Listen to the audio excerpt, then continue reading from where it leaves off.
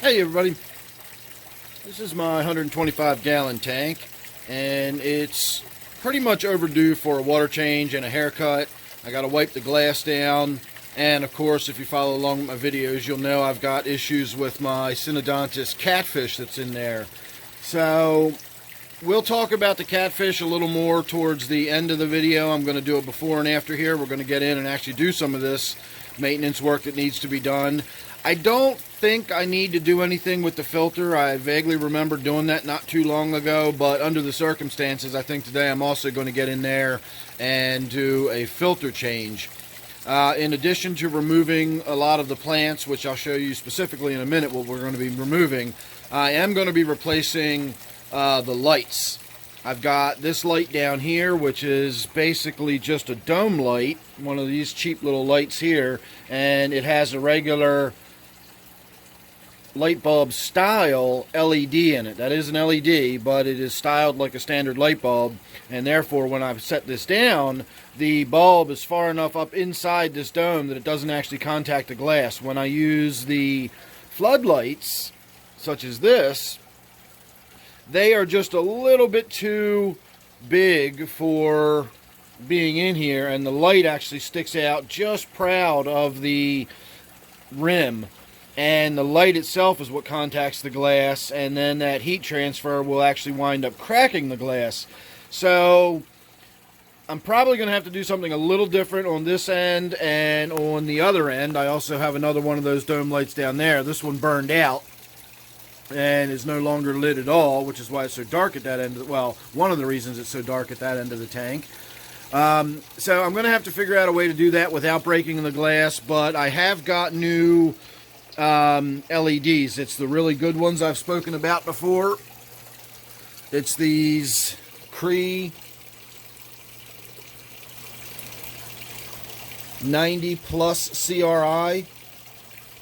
That gives a very, very close approximation to natural sunlight. Now I did get the 5000K, which is the same as this one here. So we are going to get a much sort of brighter white, a lot more blue in the tank. I do have a 2700K version of that tank, that same light in this tank. And I just did a water change, so that is not really a lot of tannins in the water. That's just that sort of soft 2700K light down in the tank. And I really like that, but I like it under this application. This is sort of the nighttime look of this tank, and that softer, oranger sort of, you know, sunsetty glow looks nice in there. I don't think that would look appropriate in this tank, so we wound up going with the 5000K. And again, I'm going to replace the light in this end and that end. This light is a shop light, so it's 4 feet down the middle, and there's not a lot I can do about that. This is a long tank. So I've got the shop light down the middle, which is LEDs, and it is a 5000K shop light. And then we're going to have the LED floodlights on the end, really lighting it up. So it's going to be a lot brighter, and it's going to be a lot higher quality light, and I'm hoping it'll do wonders for all these rainbow fish and loaches and stuff. All these orange colors and everything really ought to pop. Now I was thinking that the 2700K would look a lot better, you know, for these orange fish and everything, but I don't know. I think that the 5000K is going to be better overall. I can always change it. We can experiment later and find out what's going on. Anyway, my catfish is still doing what it was doing over the last few days. I came down this morning. I saw it swimming around. I'm not going to make this video about that fish. We will do an update on it later. But it is taken to coming down to this end of the tank, which is really dark now. Mainly because the light burned out, obviously, but also because there's not a lot of light able to penetrate the surface of the water here. I mean, this is like, you know, we're dry land here at this point. This is layers thick. I mean, it's just, look, it's just layers of leaf cover here at the surface. So I'm going to get in there and we're really going to do some trimming back on my tiger lotus there. Well, we can't see them right now, but if you were able to look in here where the stalks come out, it looks like grass. It's got so many shoots coming out of it. We don't need that many shoots, and we don't need that dense of a tiger lotus. So I'm going to actually remove all the stuff that's at the surface, and I'll leave all the stuff that's more compact and dense down inside the tank. That'll get left alone. So the lights, probably the filter, but we'll see. Although, you know, one way or the other, you wouldn't be able to tell whether I did anything with the filter or not. But the lights, the plant trimming, going to get the glass all wiped down. All this growth here comes from my LED that's on my waterfall tank. It's such a powerful light that it actually, from the outside of the tank, puts enough light in there that we get a lot of growth right there on the glass. So that'll get wiped down. Plants will get trimmed. Lights will get replaced. And we'll have a brand new tank, and we'll have a little chat about my catfish when this is over. So consider this part your before. Alright, and there's your after. Big difference today. Give you a moment to take all that in. It's a lot. I removed a ton of water sprite from the left side where you can see the catfish swimming around. And I really removed a lot of the tiger lotus that I was talking about. So this area looks fantastic now. But I don't know how long it's going to stay looking fantastic because we've just dumped light in this tank. We've put a lot of light in here now with this new floodlight. And of course we've got one on the other end, which we'll go have a look at in a moment. But this end really gives you a good idea of how much light is now going down into the tank. So not only is this a lot more light being produced than the bulb that was in there formerly, but because of the nature of the light, instead of being an incandescent style bulb that shines its light out in all directions, this is focusing its light straight down and into the tank. So it's more light, and it's being focused, and it's a broader spectrum, and it's a higher quality light and all that. So I expect to see some serious changes happen, and those changes are probably going to involve having a lot of algal growth. I'm probably going to start getting more of that green grungy stuff, and we'll have to just wait and see what happens. The price will probably be worth it because the fish look absolutely fantastic underneath of the light. The rocks and the woodwork, everything in here just looks really good. All we got to do now is figure out a way to get that center section lit up with that same quality light, and we'll be cooking with gas. So my catfish, without going into a whole lot of detail, has been out and about, swimming around. I felt a little guilty, as I said. I think I said it in the beginning part of this video. He's taken to sort of hiding in that dark end of the tank, and since I've been in there doing stuff, he's, you know, kind of had to move around 3 or 4 times. He's been hiding down the bottom. He's wedged himself into some caves.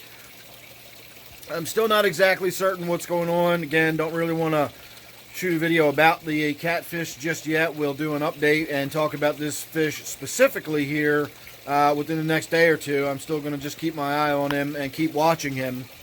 So I removed a bunch of the plants. I wiped down the glass. I did probably, I'll call it a 40% water change. Wasn't quite half, but whatever. I didn't measure or anything like that. I simply did a big water change on the tank. And as I suspected, when I got in and looked at the filter, it was not nearly as filthy as I was expecting it to be, and it certainly wasn't dirty in the way that would indicate that it's been a very long time since I've done a filter change. So again, as I suspected, it really hasn't been that long since I did a filter change.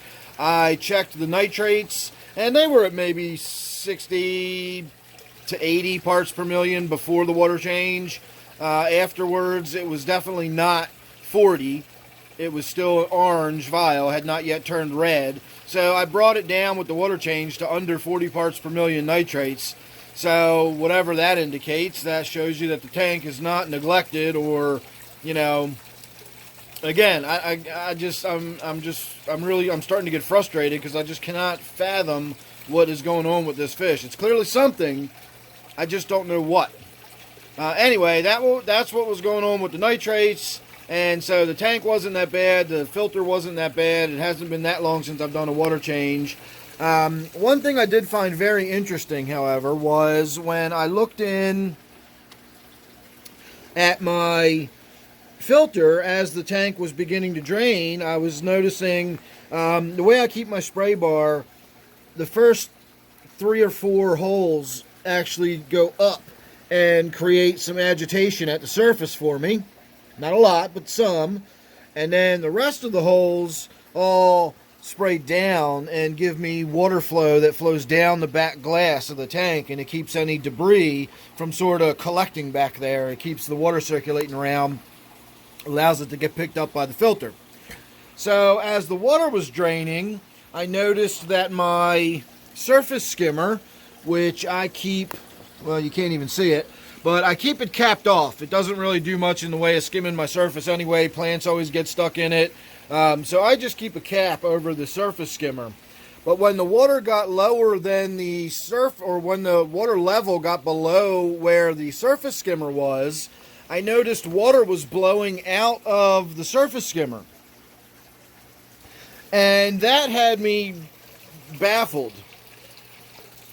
The first thing I did was I checked my spray bar, and indeed the spray bar was really clogged up, and I knew, immediately that backed up water pressure, the pump is trying to force the water out through those holes, but they're backed up.